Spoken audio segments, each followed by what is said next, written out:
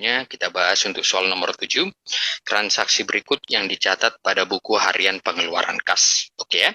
Jadi, pertama sekali ya, ini mengenai jurnal khusus. Ini muncul di perusahaan dagang ya, pada materi akuntansi. Oke, jadi jurnal khusus yang pertama itu adalah namanya jurnal pembelian. Kemudian yang kedua, jurnal penjualan. Oke, jadi yang pertama sekali, kedua jurnal ini akan digunakan oleh perusahaan untuk mencatat transaksi yang bersifat kredit. Misalkan, perusahaan membeli barang dagangan tapi belum dilunasi, maka dicatat dalam jurnal pembelian. Ketika katakan perusahaan menjual barang dagangan tapi belum dilunasi oleh si konsumen, maka dicatat dalam jurnal penjualan. Kemudian, untuk transaksi tunai, jurnal pertama adalah jurnal penerimaan, ya, penerimaan kas. Yang kedua adalah jurnal pengeluaran kas. Ini dia. Oke, jadi ini ya, ini untuk transaksi yang bersifat tunai. Kalau penerimaan kas yang langsung menambah, atau katakan setiap transaksi yang langsung menambah saldo kas. Kemudian kalau jurnal pengeluaran kas, setiap transaksi yang langsung mengurangi saldo dari kas. Oke, kita lihat masing-masing opsi di sini.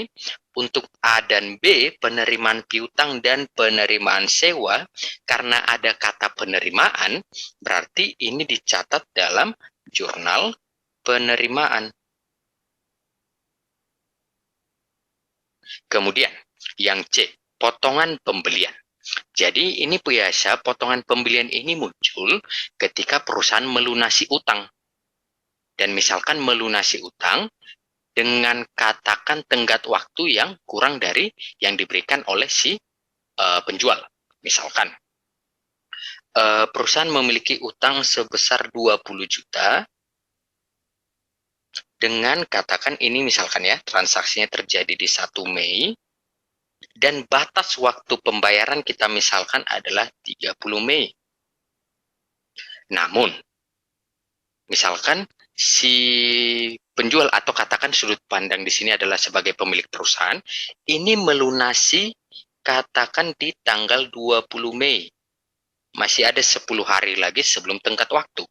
Maka pada 20 Mei ini ketika seluruh utang dilunasi, maka perusahaan juga akan memperoleh potongan pembelian. Jadi tidak utang yang dibayarkan itu tidak sepenuhnya 20 juta. Mungkin sederhananya semacam mendapat diskon. Sehingga potongan pembelian ini akan dicatatkan pada jurnal atau buku harian pengeluaran kas. Itu dia ya. Kalau potongan penjualan berarti jurnal penerimaan kas. Kalau jurnal pembelian ini yang E, pembelian kredit. Oke ya, berarti untuk nomor 7, transaksi yang akan dicatat pada buku harian pengeluaran kas adalah potongan pembelian.